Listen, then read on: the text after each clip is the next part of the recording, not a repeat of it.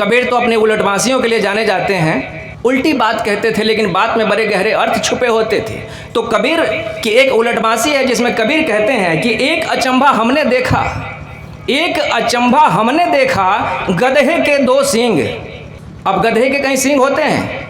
नहीं होते हैं, लेकिन कबीर कहते हैं कि मैंने देखा, एक अचंभा हमने देखा, गधे के दो सींग, उसके गले में रस्सा बांधा, खींचे अर्जुन भीम। अर्जुन भीम जैसे बलशाली लोग खींच रहे हैं उस गधे के गर्दन में रस्सी बांध के। एक अचंभा हमने देखा कि कुएं में लग गई आग, एक अचंभा हमने देखा कुएं में लागी आग, कीचड़ कांदो सब ही जड़ी गए, मछली खेले फाग। कुएं में आग लग गई, मछली बच गई, मछली उत्सव मना रही है, फाग मना रही है, उसमें जितना कीचड़ कांदो था वो सब जल गया। आगे कहते हैं कि एक अचंभा हमने देखा कि बंदर दूहे गाय, बंदर गाय दूह रहा है। एक अचंभा हमने देखा बंदर दूहे गाय, दूध दही सब अपना खाए, घियना बनारस जाए। दूह दूह के सारा दूध दही तो खुद खा भी जा रहा है, उसके बाद घी भी निकल रहा है, और वो घी दूर दूर तक जा रहा है, बनारस तक जा रहा है वो घी, इतना घी निकल रहा है। छुपी हुई बात है। कबीर क्या कहना चाहते हैं? एक अचंभा हमने देखा, गधे के दो सींग। किसको गधा कह रहे हैं? किस गधे की बात कर रहे हैं? मनुष्य के भीतर जो अविवेक है, मनुष्य के भीतर जो अज्ञान की वृत्ति बैठी हुई है, उसकी तुलना कबीर कर रहे हैं गधे से। आदमी संसार में जो कुछ भी उल्टे सीधे काम करता है, क्यों करता है?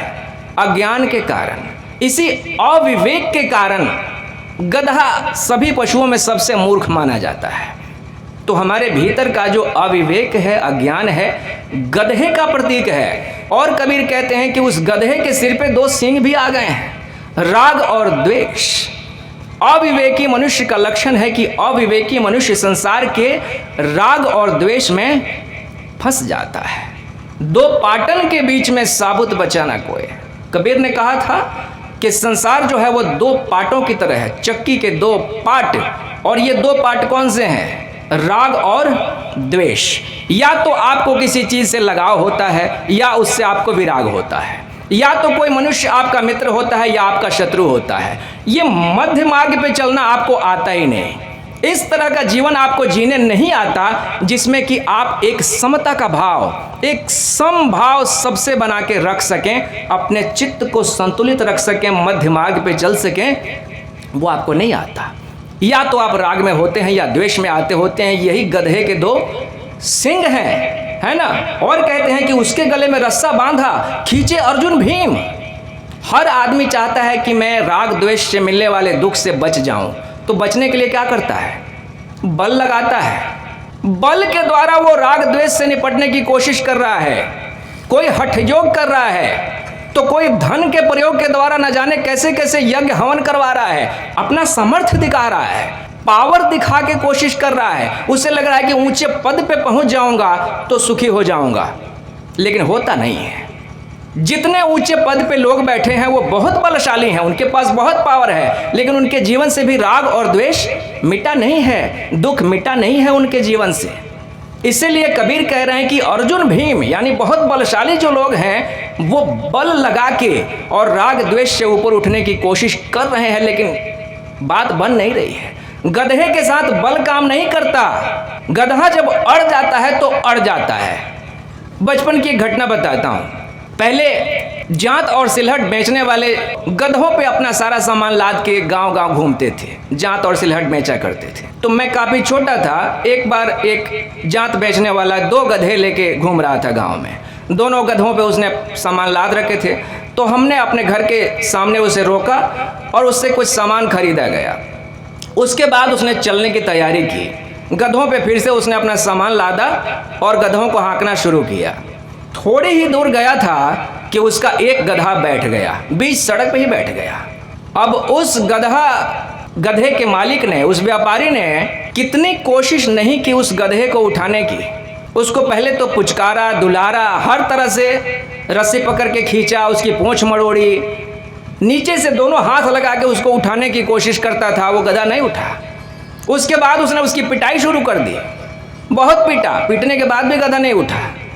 आप अंदाज़ा नहीं लगा सकते वो गधा कब तक बीच सड़क पे बैठा रहा। दिन के दोपहर में बैठा था और तब से लेके वो पूरी रात बैठा रहा वहाँ पे, उठा ही नहीं। उठा अगले दिन सुबह अपनी मर्जी से, अड़ गया तो अड़ गया। खींचे अर्जुन भीम, कितना भी खींच लीजिए वो उठने वाला नहीं है। कैसे उठेगा गधा, कैसे काबू में आएगा? कहते हैं कि गधा जब अड़ जाए तो उसे उठाने के लिए गदही बुलानी पड़ती है।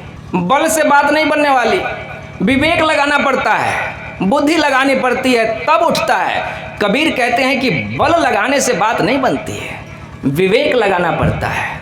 विवेक लगाने से आप राग और द्वेष से ऊपर उठते हैं, है ना। अगली पंक्ति में कहते हैं कि एक अचंबा हमने देखा, कुएं में लग गई आग, कीचड़ कांदो सब ही जड़ी गए, मछली खेले फाग। ये कौन सा कुआं है जिसमें आग लग गई है? उस कुएं की बात तो नहीं हो रही है जिसमें से हम पानी खींचते हैं, दूसरे ही कुएं की बात कर रहे हैं। वो हमारे हृदय रूपी कुएं की बात कर रहे हैं। हमारे हृदय में बहुत कीचड़ कांदो है। कीचड़ कांदो क्या है? मन की सारी मलिनता, सारी गंदगी, सारी दुर्भावनाएं, सारे व्यसन, सारे उल्टी सीधे विचार, जितने भी गलत भावनाएं हैं वो सब के सब हमारे हृदय रूपी कुएं के कीचड़ और कांदों हैं। तो अब इस कीचड़ और कांदों वाले कुएं में आग लग गई है। आग लग गई है मतलब ज्ञान मिलना शुरू हो गया है। ज्ञान अग्नि का रूप है। जब भी व्यक्ति गुरु के संपर्क में आता है, सत्संग के संपर्क में आता है, तो ज्ञान मिलता है उसे, और इस ज्ञान रूपी अग्नि के द्वारा उसके हृदय का जितना मल था, जितनी गंदगी थी, ये कीचड़ कांदो, ये सब जलना, भस्म होना शुरू हो गया है। लेकिन इसमें जो मछली है वो नहीं जल रही है, वो आनंदित है। वो मछली कौन सी है?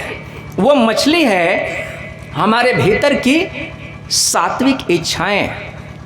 इसी मन में, इसी हृदय में जहाँ पे इतने सारी दुर्भावनाएं हैं, गलत चीज़ें हैं, उसी मन में अच्छी इच्छाएं भी होती हैं। बुरे से बुरे आदमी के मन में भी अच्छी इच्छा पाई जाती है। बुरे से बुरा आदमी भी चाहता है कि मैं भगवान की शरण हो जाऊं। बुरे से बुरा आदमी भी चाहता है कि जब मैं मरूं तो नरक न जाऊं।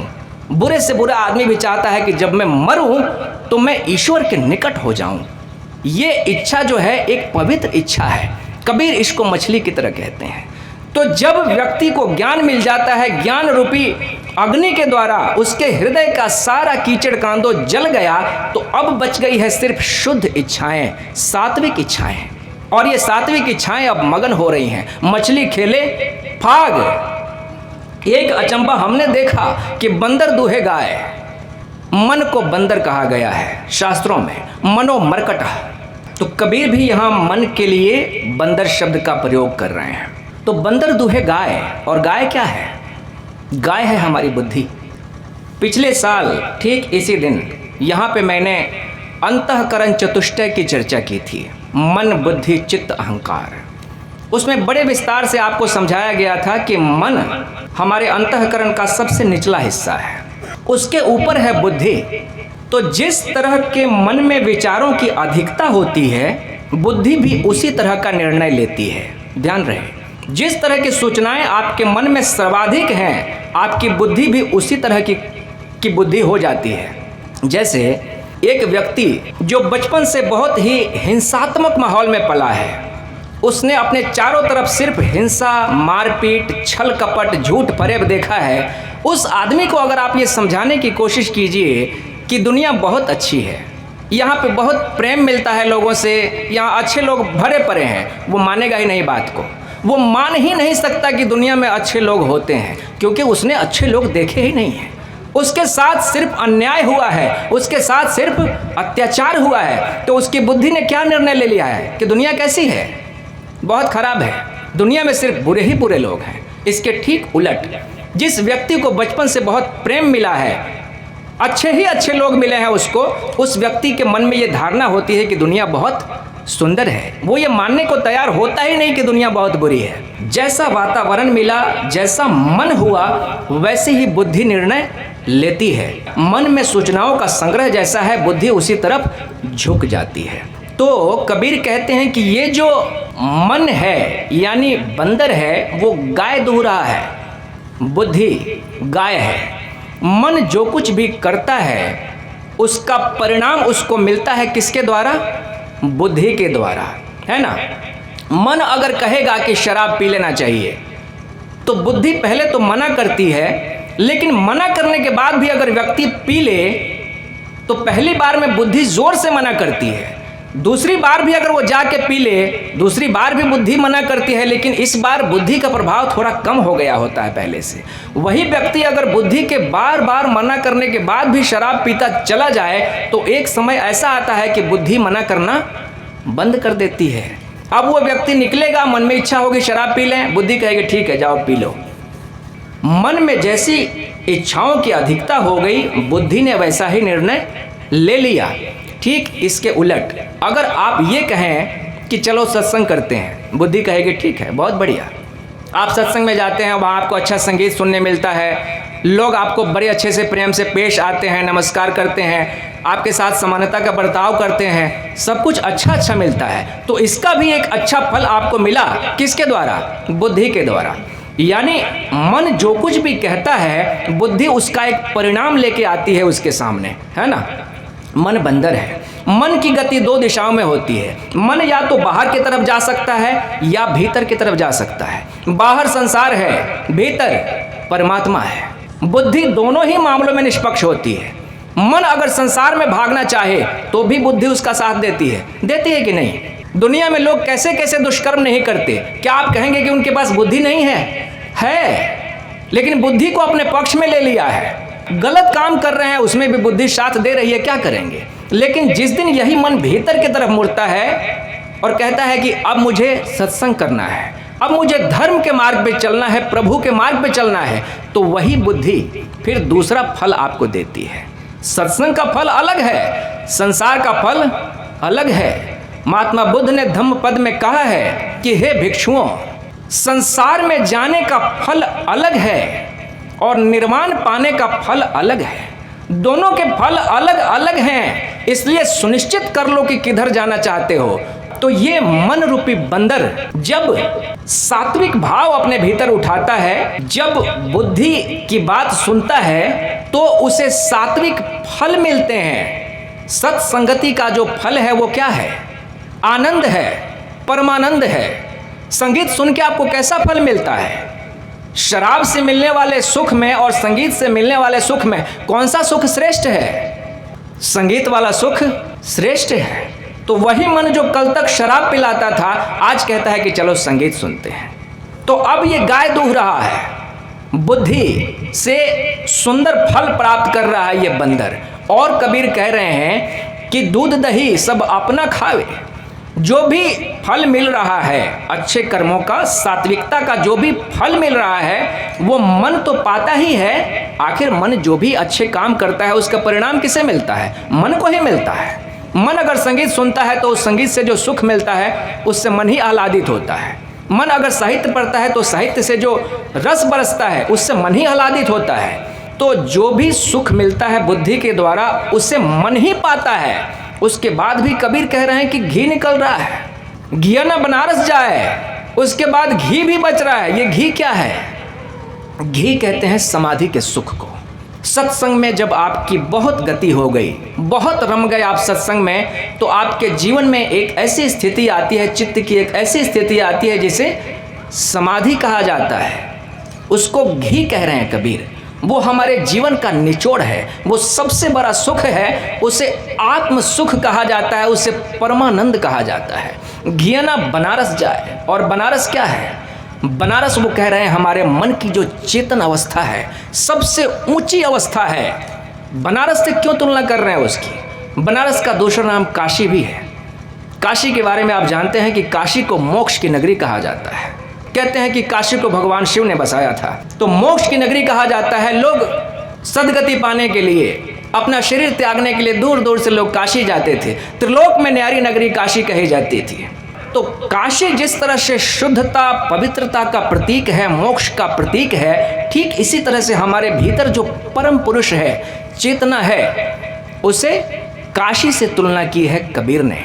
कबीर कहते हैं कि भीतर जब परमानंद बरसता है, आत्म सुख बरसता है, तो उसे कौन भोगता है? वही चेतना, वही आत्मा। आत्मा का सुख किसी और को नहीं मिलता, आत्मा अपना सुख स्वयं ही भोगता है। आत्मानंद को आत्मा ही जानती है। घियना बनारस जाए, घी जो निकल रहा है वो काशी जा रहा है, मोक्ष की नगरी, है ना।